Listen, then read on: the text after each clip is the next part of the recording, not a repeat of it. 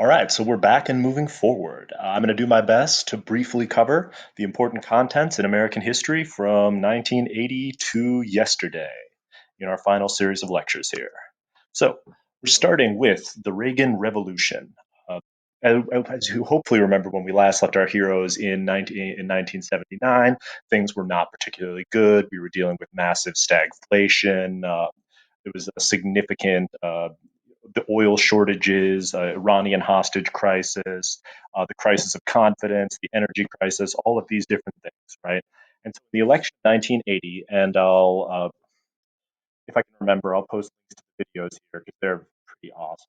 But the election of 1980, the Democrats are going to renominate Jimmy Carter, which feels like not the best decision based on his track record previously, but it's really difficult to oust an incumbent. And so Jimmy Carter is the Democratic nominee.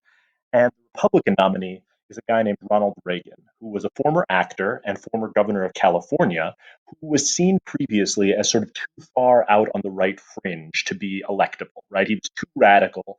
And so the centrists of the party were really worried about Reagan.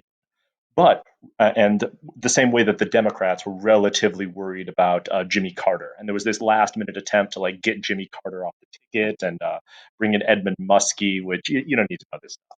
So Reagan was a so he was sort of a fringe politician, but he had this way of communicating, right? Providing simple messages, like we see here on this campaign button.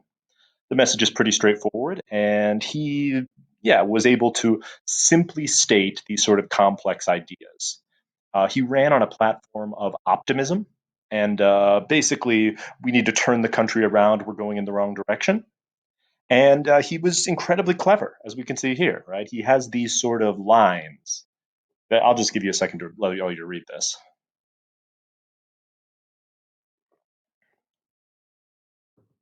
He had this very like disarming charm that worked out really well for Ronald Reagan. And so the combination of the poor performance of the Carter administration and the Reagan's message and his ability to communicate uh, led to this result. And I'll give you a second to just soak this in, but it's pretty straightforward. Yes. Yes. Obviously, you can see that both of these candidates were somewhat controversial or problematic because, of course, you've got a series of third party candidates getting serious votes in 1980. But this ushers in the age of Reagan, what's called the New Right. So, as we remember, the New Left is the sort of reforming of the Democratic Party in the 1960s to bring in young people, activists, civil rights reformers, stuff like that. The New Right is the reforming of the Republican Party in the 1980s by bringing in religious conservatives.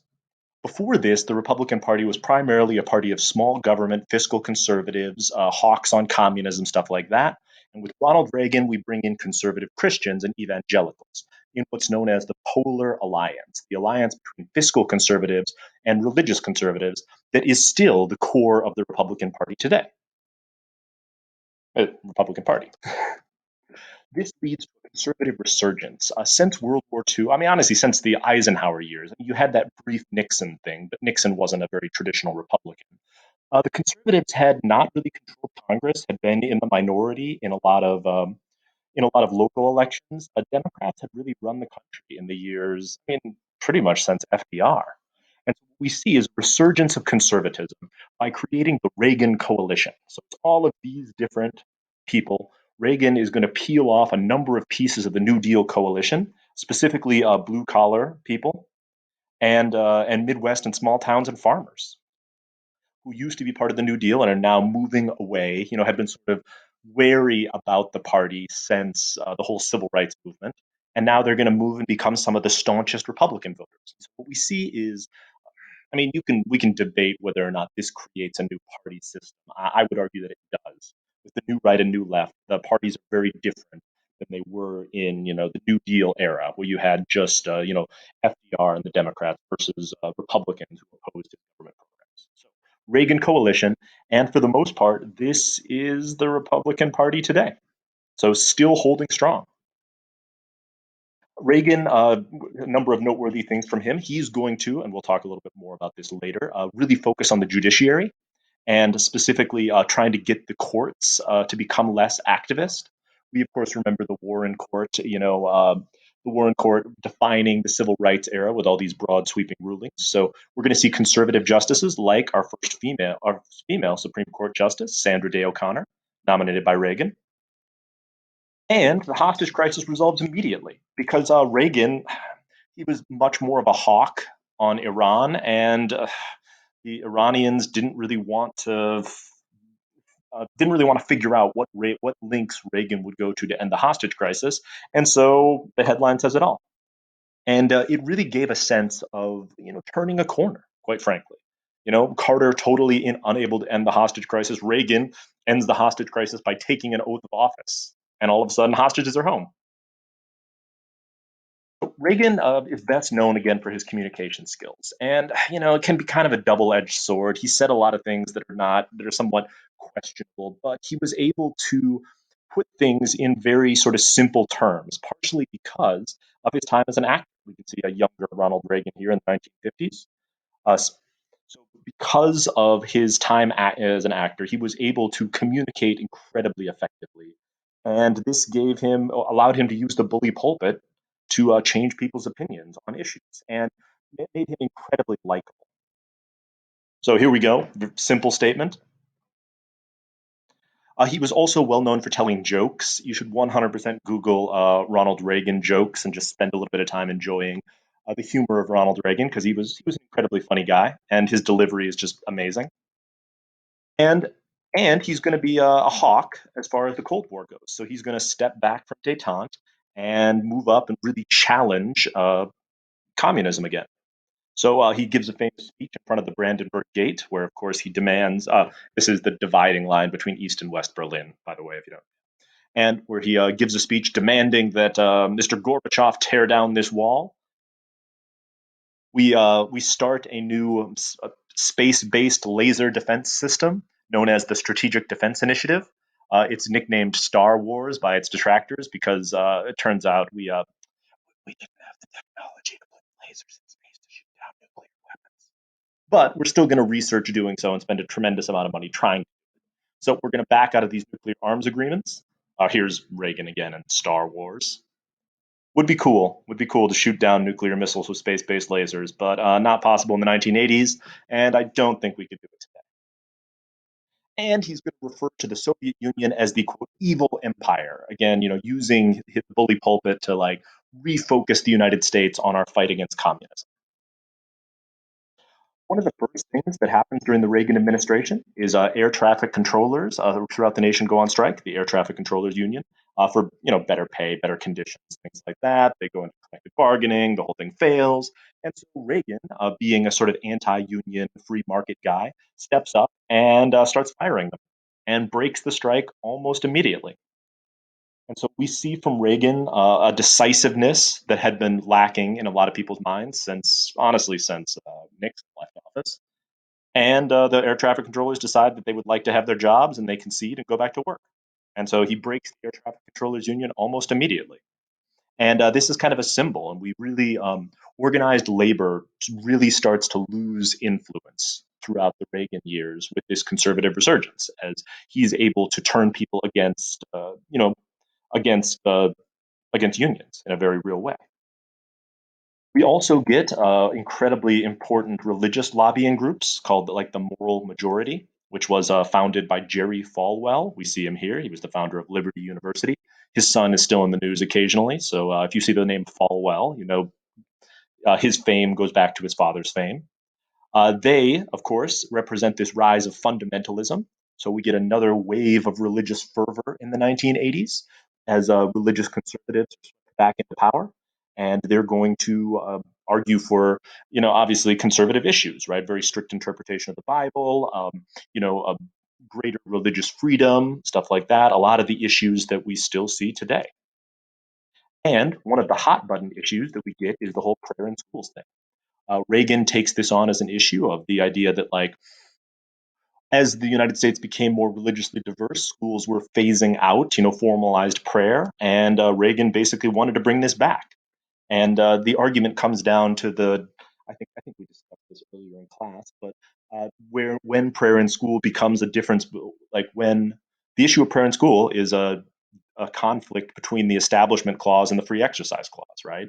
The government can't stop you from practicing your religious beliefs, but also cannot endorse any specific religion. And so, where does prayer in schools fall on that? Well, probably your political and religious beliefs influence how you feel about the legality of it. Reagan economically embraced a series of free market principles known as supply side economics or Reaganomics, with the basic idea being that if you cut down on government bureaucracy, if you cut down on corporate taxes, if you cut down on regulations to allow businesses to operate more efficiently, then that would lead to increasing productivity and increasing profits. And as businesses are more profitable, they can hire more people, the economy grows, and it's also sometimes despairingly known as trickle down economics, because the gains that these corporations make would trickle down throughout the rest of society and create an economic boost. And so with Reagan, we get all of these things. He's supposed to cut government spending, cut taxes, cut regulations, and expand the money supply and cut the expansion of the money supply, shrink the money supply in order to get inflation under control. And did Reaganomics work? Kind of. I'm going to say kind of. In some ways, it worked. What we ended up getting is he wasn't able to cut the size of the federal government, and he didn't totally cut taxes because he started facing massive deficits later in his term. So that was problematic. He was able to get inflation under control. His Fed chair, Paul Volcker, cut the money supply, and it was incredibly painful. And we had sort of this steep recession, but the money inflation got under control. And Reagan, despite the fact that economically his policies sort of worked to end stagflation, didn't hurt him politically. Because another nickname of Reagan is the Teflon president. And of course, Teflon is a non-stick surface often used for cooking because all of the he had a massive recession in order to sort of end, well, two massive recessions, as you can see here, both of these during the Reagan years.